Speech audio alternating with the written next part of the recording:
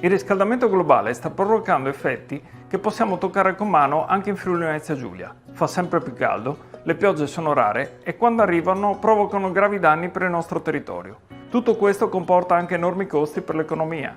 Gli esperti ci dicono che l'86% dei paesi nel mondo diventerà più povero a causa del cambiamento climatico. Tuttavia, secondo gli scienziati, l'azione umana può cambiare il corso degli eventi. Una riduzione immediata, rapida e su vasta scala delle emissioni di gas a effetto serra può limitare i cambiamenti climatici e i loro effetti. Tutto ciò incide poco sulla vita del pianeta Terra, ma incide moltissimo sulle nostre vite. Ecco perché dobbiamo cambiare il prima possibile. Le Nazioni Unite ci dicono che le mezze misure non sono più una possibilità, ma il Friuli Venezia Giulia ha già usato troppe di queste mezze misure. Il disegno di legge FV Green conferma questo trend. Basti pensare che per la mitigazione e l'adattamento ai cambiamenti climatici, il centrodestra propone strategie e piani che sarebbero già dovuti essere pronti.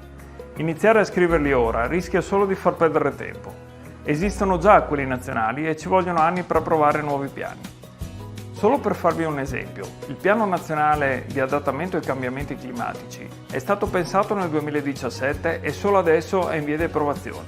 Non abbiamo altri anni da perdere.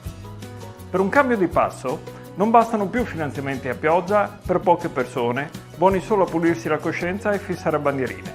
Ci vuole molto di più, ma soprattutto ci vuole il Movimento 5 Stelle. Da decenni proponiamo di ridurre i consumi energetici in tutti i settori, spingendo sulla produzione diffusa e democratica di energia da fonti rinnovabili, promuovendo le comunità energetiche e i sistemi di produzione e autoconsumo collettivo, o pianificando città percorribili a piedi e con i mezzi pubblici, incentivando l'agricoltura sostenibile e combattendo gli sprechi alimentari.